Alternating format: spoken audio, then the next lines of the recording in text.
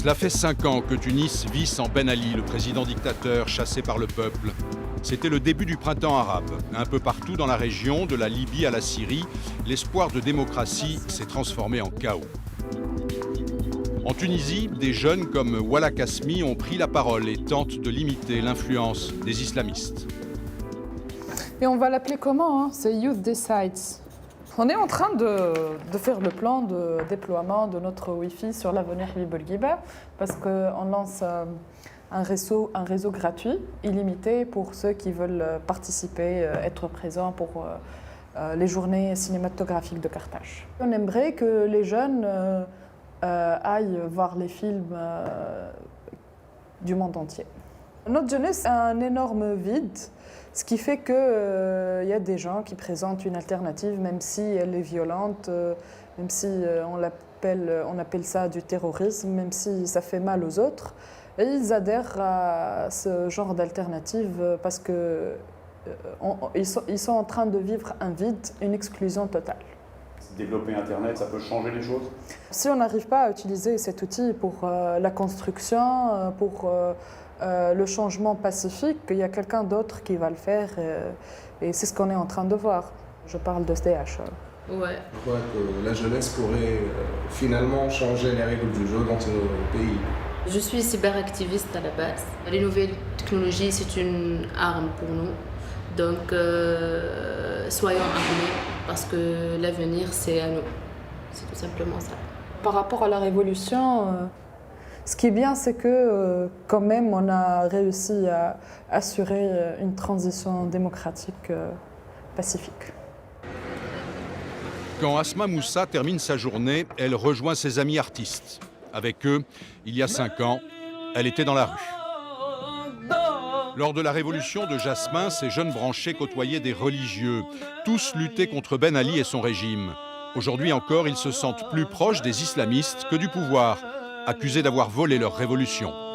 Pour nous, le vrai terrorisme, c'est le terrorisme de l'État.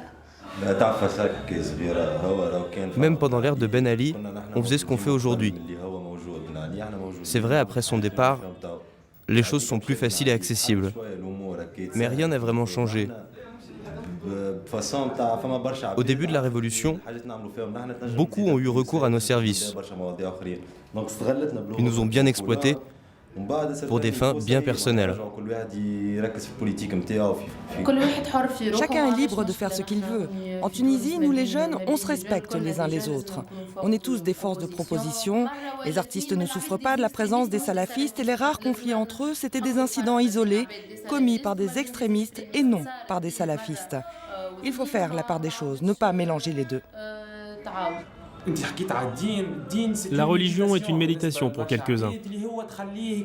Ça leur permet de se concentrer sur leurs convictions, leurs préoccupations, comme la musique pour l'artiste ou quelques bières pour l'autre dans le bar de Bafoun. Ça leur procure le bonheur dans leur vie. Entre les artistes et les salafistes, il n'y a pas vraiment de conflit ou de querelle.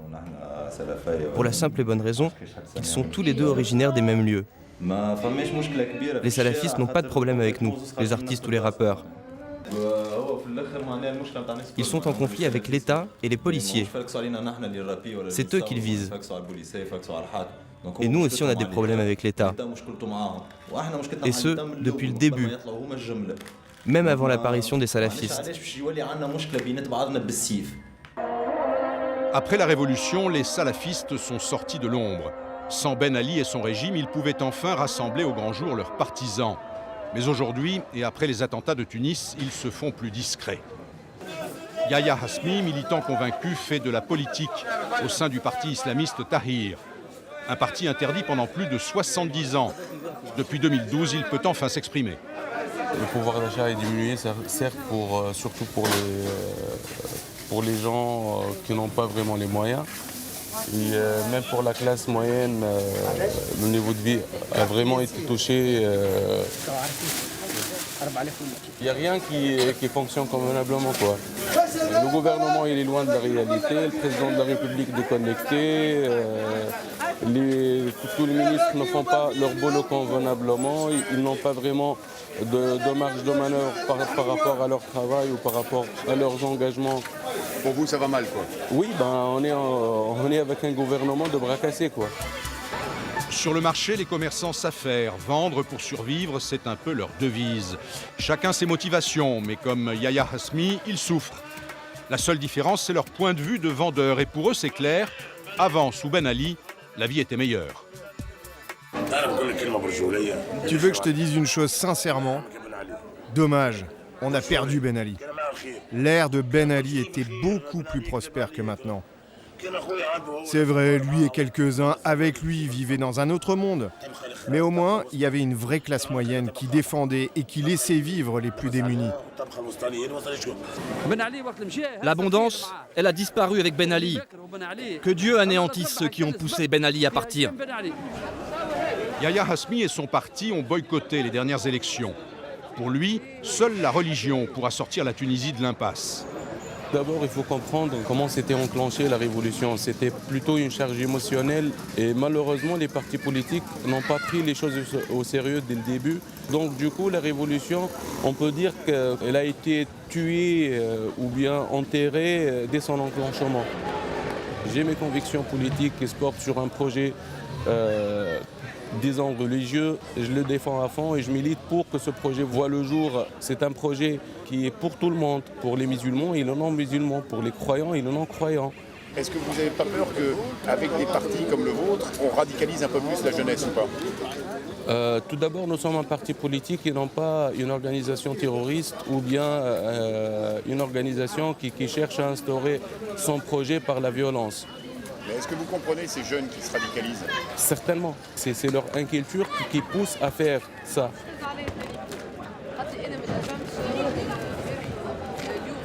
On va interdire la vente de l'alcool. C'est-à-dire on ne va pas importer des whisky et des vodkas pour la beauté des yeux de Monsieur X ou bien Monsieur Y. L'alcool, c'est interdit dans la religion musulmane et du coup, le gouvernement ne va pas le faire. L'État, elle doit protéger ses citoyens. Et c'est bien ce que l'État a décidé de faire, mais pas dans le sens où l'entend Yahya Hasmi. Ce sont les islamistes qui sont pourchassés. Des centaines d'arrestations en quelques mois. Hichem est assigné à résidence. Son engagement et ses voyages l'ont réduit au silence. Et voilà le dernier tampon qui prouve mon entrée en Tunisie, le 24 décembre. Hichem a fait plusieurs voyages en Libye, en Turquie ou ailleurs. Depuis, il a coupé sa barbe, mais ses convictions n'ont pas changé.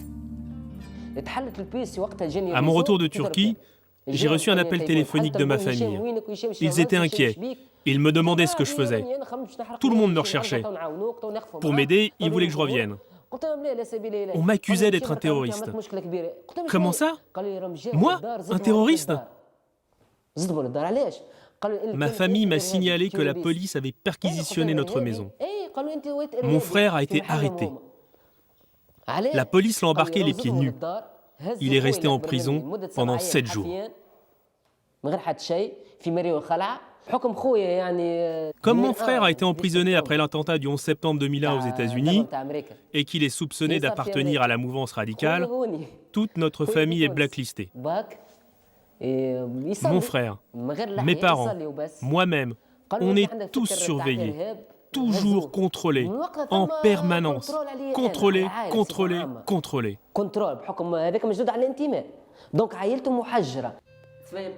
Pour éviter la police, il tente juste de passer pour un bon citoyen victime du système. Depuis 3 ans, je ne fais plus mes prières à la mosquée. Seulement à la maison. Si je me rends à la mosquée, on me met directement derrière les barreaux. La démocratie, c'est quoi? C'est tout simplement la liberté au quotidien, et donc la liberté de culte, quelle que soit ta croyance, salafiste, laïque ou chrétienne, mais dans les limites. Aujourd'hui en Tunisie, il n'y a rien de tout ça. Que des titres et des enseignes pour promouvoir l'image du pays. Concrètement, toutes ces valeurs de la démocratie n'existent pas en Tunisie. En Tunisie, deux mondes se côtoient, celui d'Hichem et celui des autres jeunes. Pour ces derniers, la principale préoccupation reste de trouver un emploi. Près de 20% de la population est au chômage. Et chez les jeunes, les taux explosent. Une fille a demandé à son copain « C'est quoi ton travail ?» Il répond « Je suis pêcheur au Kérouan. » Il n'y a pas de mer au Kérouan, dit-elle. Il la reprend alors. Et depuis quand il y a du travail en Tunisie?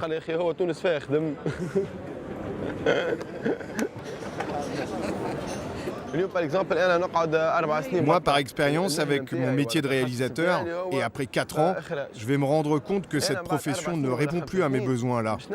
Je serai obligé de changer de métier. Combien de temps on va encore endurer cette misère? On a des charges à payer et des dépenses. Comment on va gagner notre vie? Est-ce qu'il faut que je devienne délinquant? Que je me mette à la contrebande, moi aussi? Ou au trafic de drogue? Tu sais ce qui mène à l'extrémisme? Ce sont les questions qui n'ont pas de réponse. Quelqu'un qui vit dans des conditions difficiles, il se pose la question: et comment je vais m'en sortir? Seulement après des années, il va faire du surplace. Et systématiquement, il se radicalise à la fin. Je ne suis pas en train d'encourager la rébellion, mais c'est quand même notre réalité. Un jeune qui vit dans les zones reculées du pays, qui a quitté l'école à l'âge de 12 ans sans diplôme, pour travailler ou aider ses parents, généralement, il est marginalisé et délaissé par l'État. Alors bien sûr qu'il va accepter les offres des djihadistes. Si on lui propose 50 000 dinars, il va les rejoindre et volontiers. Et tout ça, rien que pour se venger. D'où les attentats et les explosions. Hamdi Jouini habite à 1h30 de Tunis, loin du seul endroit où il puisse trouver du travail.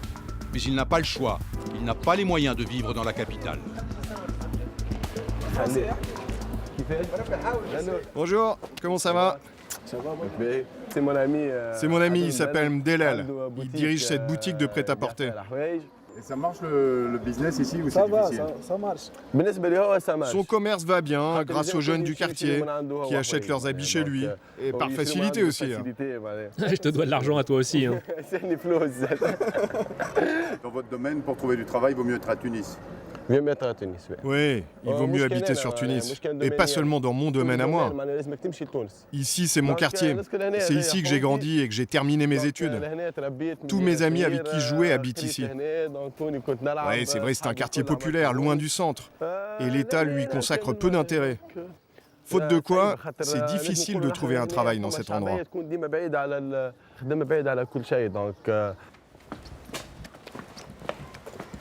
Sans ressources, comme plus de 35% des jeunes Tunisiens diplômés, Hamdi vit chez ses parents. Un père, une mère qui l'ont toujours aidé et qui restent confiants pour l'avenir.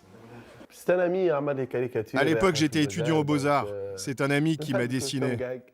Et ça l'a bien fait rire. Dans ce pays, il n'y a que le chômage.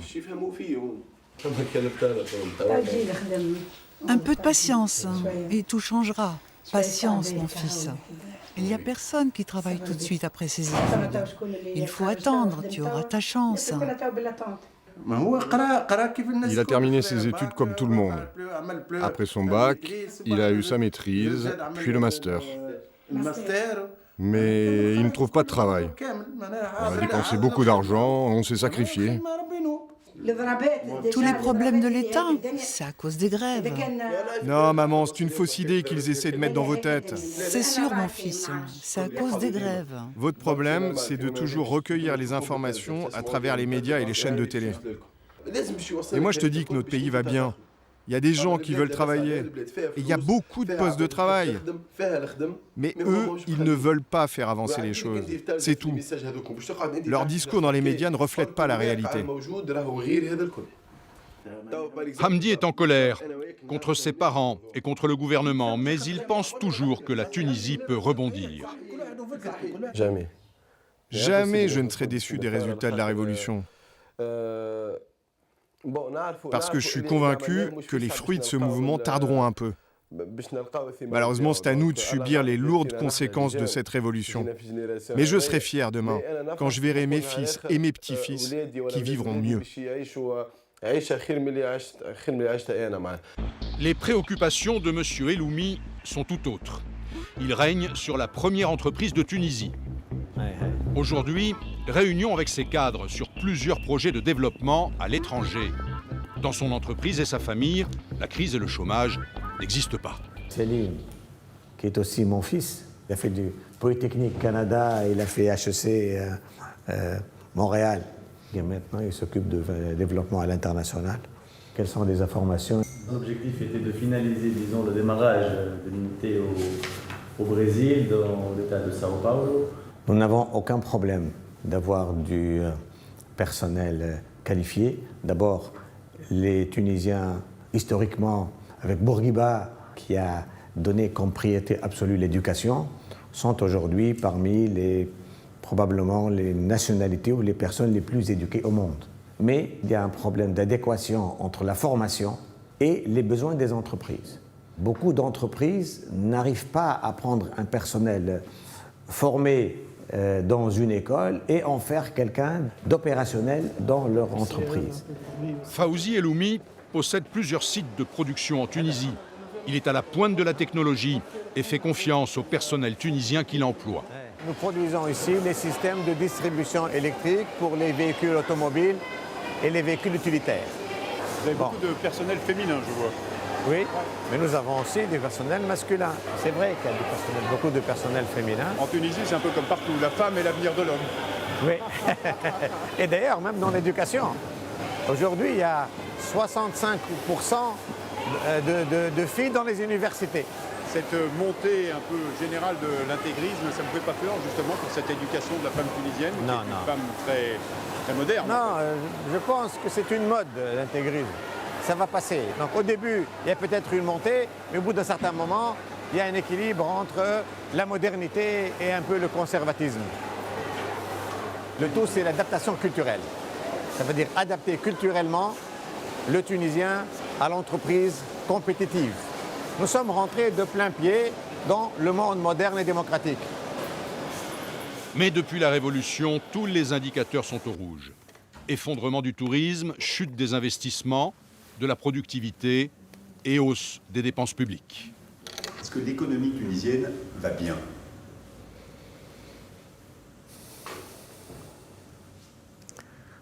Aujourd'hui, on ne peut pas dire que l'économie tunisienne va bien. On ne peut pas dire non plus qu'elle va très mal. Donc elle va aussi bien que possible, compte tenu des circonstances et compte tenu de la révolution qu'a vécue la Tunisie pendant les 5 dernières années. Il y a eu une baisse très importante au niveau des investissements, une augmentation du chômage, un endettement qui a doublé du pays, mais ça reste quand même gérable. Si le pays est stable, si la sécurité est là, si les investisseurs ont confiance, le pays se développe automatiquement. C'est quoi ce qui les inquiète le plus? Il y a une grosse inquiétude syndicale, surtout qu'il y a beaucoup de grèves qui ne sont pas légales. Ça les inquiète encore plus. Si les gens se mettent en grève comme ça, sans aucun préavis et d'une manière, je dirais, anarchique, ça les gêne et ça réduit leur confiance. En fin de journée, au volant de sa berline de luxe, M. Eloumi change de casquette. Il se rend au siège du parti dont il est vice-président. Son discours se fait plus politique pour répondre à ceux qui regrettent Ben Ali. On dit toujours que c'était mieux avant. Ça, c'est classique. Il est certain que les indicateurs sont tous au rouge. Ce n'était pas le cas avant. C'est vrai qu'il y a des difficultés, mais il faut analyser globalement. Dans la vie d'une nation, 5 ans, c'est rien. Nous avons gagné quand même la démocratie, nous avons gagné la liberté d'expression. Maintenant, il nous faut gagner la bataille du développement. Donc il faut aller jusqu'au bout du modèle, sur le plan politique, sur le plan économique, sur le plan social et sur le plan culturel. Cela fait 25 ans que Fawzi Eloumi fait de la politique. Maire et député sous Ben Ali, il découvre comme les autres la démocratie. Au sein de son parti libéral, Nina Tounès, la seconde force politique du pays, on apprend les règles du consensus. Organiser une première conférence consensuelle le 10 janvier et un rassemblement électoral les 30 et 31 juillet 2016.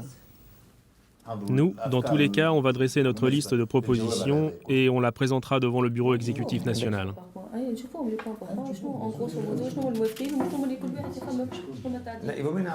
Ce que je propose, moi, c'est de créer un comité spécialisé qui s'occupera de ceci.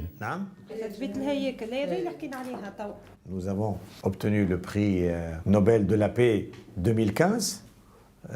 C'est le quartet du dialogue national.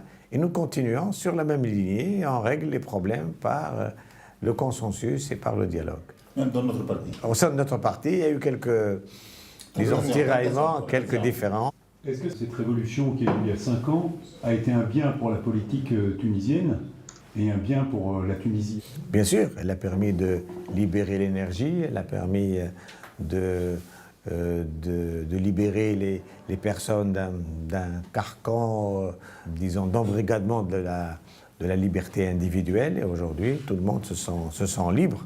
Évidemment, maintenant, il faudrait encadrer cette liberté d'expression pour que les gens ne dépassent pas une certaine limite, tout en gardant la liberté d'expression comme on le voit aujourd'hui dans les pays démocratiques. À 4 heures de route, au sud de Tunis, le changement n'est pas encore arrivé. Ici, pas de militaires ou de policiers pour protéger les paysans. Ils sont seuls face à des intégristes islamistes qui ont fait des montagnes alentour leur sanctuaire. Il y a quelques semaines, Mabrouk, 16 ans, a été décapité. Depuis longtemps, on sait qu'il y a des terroristes dans les alentours. On est au courant de leur présence. Ils sont dans la montagne. Ici, il y a de l'eau. Nous avons une source juste à côté. Alors, la nuit tombée, les terroristes descendent pour boire et s'approvisionner en eau. Mon fils est un berger. Un jour, il a amené son troupeau en montagne. Il passe la journée là-haut avec ses bêtes. Comme à chaque fois, il était accompagné de notre chien et d'un ami. À la nuit tombée, mon fils n'était pas encore revenu. Ce n'était pas dans les habitudes de mon fils. J'ai commencé à m'inquiéter. J'ai attendu son retour. C'est alors que j'ai aperçu son ami revenir. Il avait quelque chose dans sa main, un sac. Il a dit à son frère que les terroristes, dans la montagne, avaient égorgé Mabrouk. Les terroristes ont coupé la tête de mon fils et elle était là, dans le sac de son ami.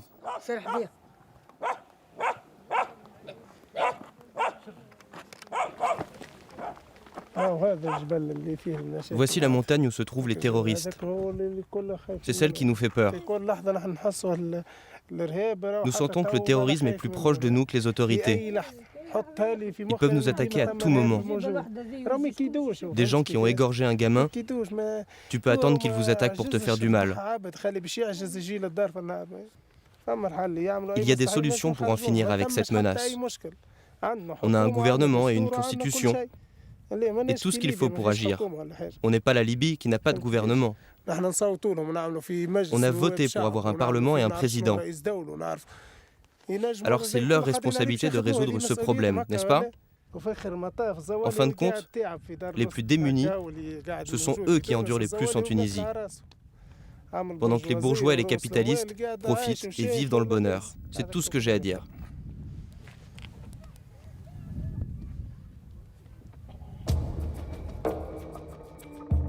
Dans les montagnes du sud tunisien, le vent de la démocratie n'a pas encore soufflé. Tout l'enjeu du pouvoir politique sera de ne pas oublier ces régions reculées. La Tunisie était à l'origine des printemps arabes, elle doit maintenant réussir à donner l'exemple.